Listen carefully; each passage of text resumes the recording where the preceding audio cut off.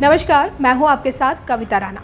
नेपाल के PM KP ओली भारत और नेपाल के सदियों पुराने रिश्तों को तार तार करने की कोशिश कर रहे हैं और इसलिए तो हर बार भारत का अपमान कर रहे हैं। जी हां, भारत ने इसी महीने नेपाल से अपने नागरिकों को कालापानी, लिम्पियापुरा और लिपुलेख में अवैध तरीके से घुसने से रोकने की अपील की थी और इसी चिट्ठी को धारूचुला के उप जिलाधिकारी ने नेपाल प्रशासन को लिखा था।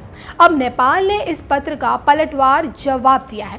नेपाल के दार्चुला जिला अधिकारी ने पत्र का जवाब देते हुए लिखा है कि नेपाल और ब्रिटिश ईस्ट इंडिया कंपनी के बीच 1818 में सुगौली संधि हुई थी और सुगौली संधि के तहत महाकाली नदी के पूर्व का हिस्सा यानी कि लिम्पियाधुरा, कुटी, कालापानी, गुंजी और लिपुलेख नेपाल के भूभाग होंगे।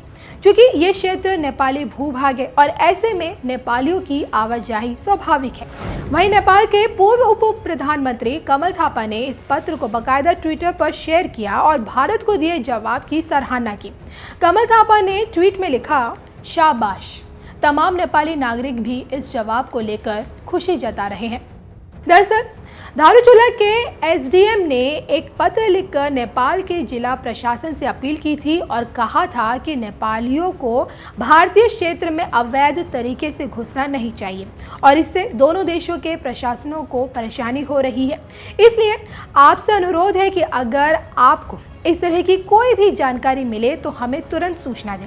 नेपाली मीडिया में इस पत्र को लेकर कुछ ज़्यादा ही शोर मचा और भारत और नेपाल के बीच सीमा विवाद को लेकर तनाव बढ़ा हुआ है।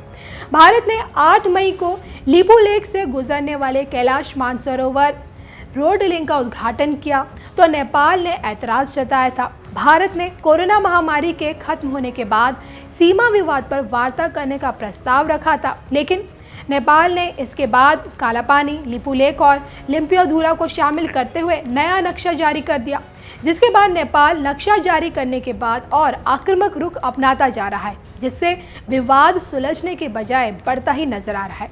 नेपाल के एक अधिकारी ने नेपाल अखबार से कहा कि इसमें कोई शक नहीं है कि भारत ने जिन इलाकों का जिक्र किया है वो नेपाल की ज़मीन है। हमारा मानना है कि नेपाली अपनी ज़मीन पर आज़ादी से घूम सकते हैं और उन्हें कोई रोक नहीं सकता। तो आप समझ सकते हैं कि भारत की चिट्ठी पर नेपाल में क्या जवाब दिया है।